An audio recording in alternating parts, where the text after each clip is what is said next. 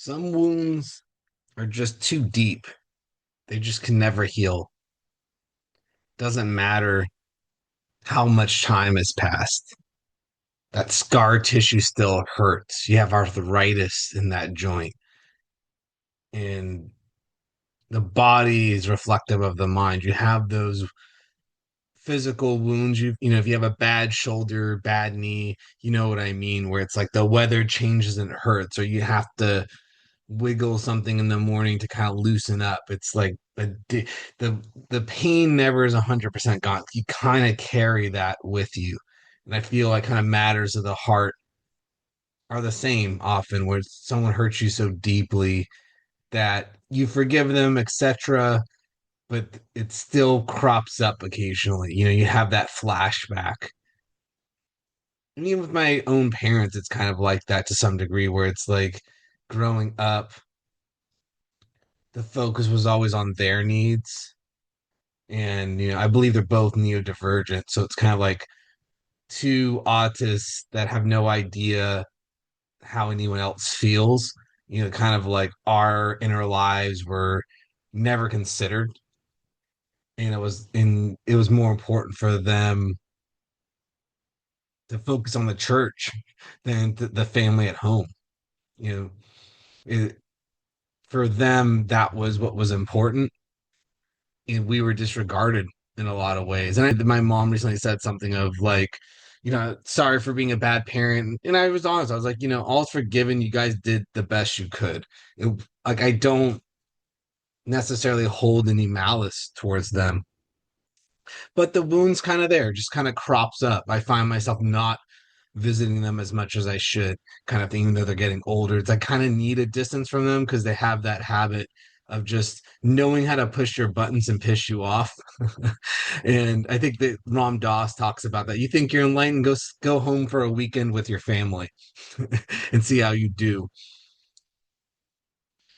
And even for wounds that are self-inflicted, for myself, I kind of always hold myself accountable for my son. My ex-wife, she had taken progesterone during her pregnancy, and I didn't fight hard enough for not to do it. I think it might, I don't know if it did. My theory is it might have caused his autism.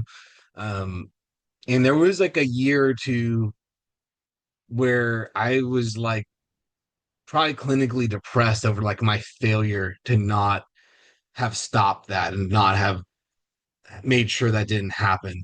And so I kind of there's that it took me probably like 5 years to really truly get over it. For a few years there, it was like just a constant weight of like my moral failing of like you know, not stopping that in the process.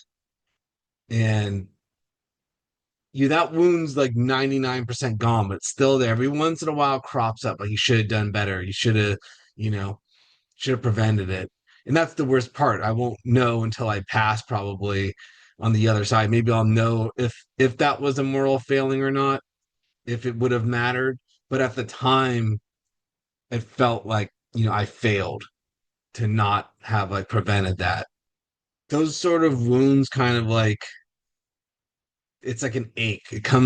When you first injured, you need surgery, you have like your bone broken bone or something. And I've been through those surgeries where you're like in a cast and you're limping around. Like there's a point where it's like pain every day, but then even years later, the old pain will return, or just something's a little off. And so every once in a while, that memory would float back. And like I said, I don't. This is a stream of conscious. This just came up. I didn't plan this speech. I just remembered that wound.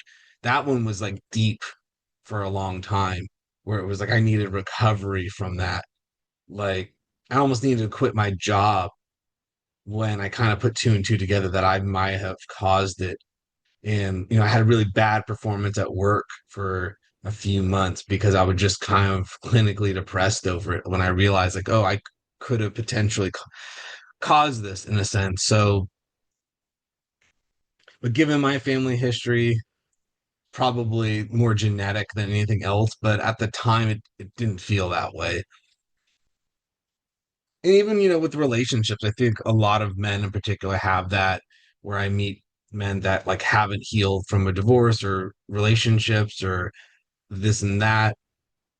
I find those ones heal a little faster. I find the ones that haunt you are like what I just described, where it's like something you did or something you shouldn't have done. You know, like really you really wish didn't happen kind of thing. Those ones really haunt you. Remember my friend said something too about crying for yourself versus somebody else. He said that there's kind of like a selfishness if you're crying for yourself, and then there's crying for someone else is like a purity. And I remember with my son when he was first born, they thought his hearing was off, that he might be like deaf in one ear. And so they had to like send us to the hearing guy. And I remember I was like bawling from that because, you know, little baby's already got a problem, right? And that was like one of the most painful experiences of my life. When you're sad for yourself, like that experience with like the progesterone, that was like different. This was like that pure of spirit. You're like, you have so much empathy for somebody else. So there's like a purity in that. And I think that's the weight of these self-inflicted wounds. You can pick at the scab versus if you're sad for somebody else, there's a purity, there's a lightness to it. You can kind of cry it out kind of thing. But when you have that weight on yourself, the scab keeps forming, you keep picking at it. And you know, sometimes time heals all. It is true. Like the smaller wounds, you kind of get surprised that they heal over.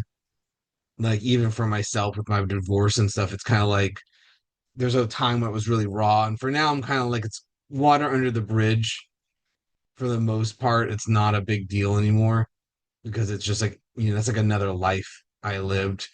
And you know, even with problems at work or someone's trying to get me fired, that kind of stuff, you kind of just I see how people you kind of just let things pass to some degree. But those wounds that are so deep that like go down to the very pit of your stomach, like those wounds, you know, they have a habit too of coming out of nowhere too, where you're like happy and then it comes up. You know, like remember the time when you effed up? It's you know it's like that was the problem with my son's thing with the progesterone. That one was just like daily was like eating me alive for a couple years.